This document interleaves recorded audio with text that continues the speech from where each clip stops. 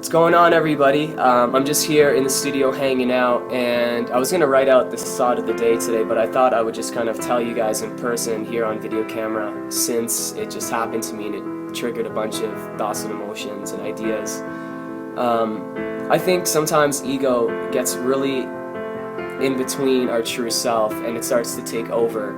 You know, you might be in an argument with a friend, and whether you're wrong or they're wrong, or you're right or they're right, for whatever reason, you might lose that relationship, that friendship, because your ego gets in the way. No one wants to admit they're wrong, because everybody always wants to be right. And it's a horrible thing because, you know, I don't think humans are meant to be that way. Animals aren't that way. You know, if a dog, you know, growls at you or barks at you and is upset at you, you know, 10 minutes later it's water under the bridge, they forgot about it. And that's why I think we have a lot to learn from animals, because they act in their true self and not from their ego. A few years ago, I got in a fight with a friend who I haven't talked to in 5 years. It ended on horrible terms. I carried on with my life, and we just kind of pretended like we both didn't exist anymore.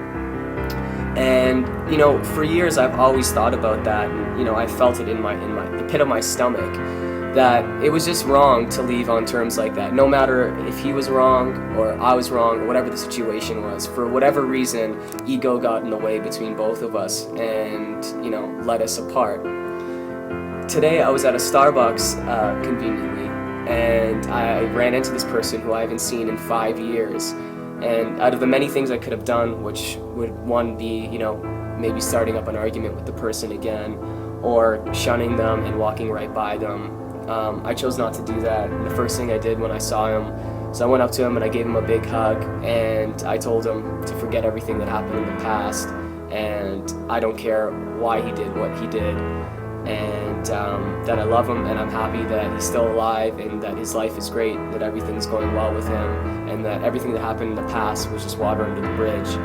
And, you know, that made me feel really good, because it made me feel like I'm bigger than my own ego. It was a good feeling. So I guess the lesson here is, don't ever let your ego get in the way of your true self and what you really think is right. At the end of the day, you can feel what's right in your heart, and that's what you should always go with. And I just wanted to share that with you guys. And have a good day. I'm going to go get back to recording here. Peace.